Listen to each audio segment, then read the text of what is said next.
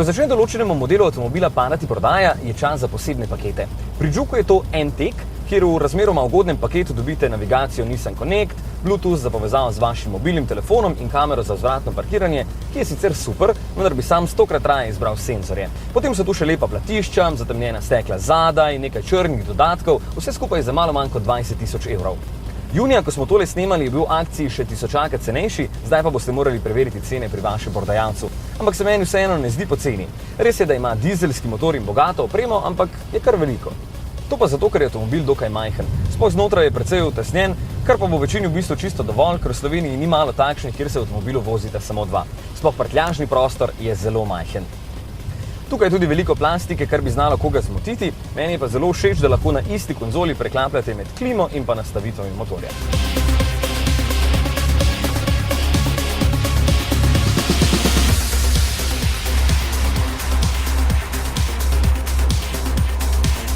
Dizelski motor tukaj zelo grdo ropota. Ne vem, lahko da samo pri tem, ker pri enem starejšem, ki smo ga imeli na testu, ni.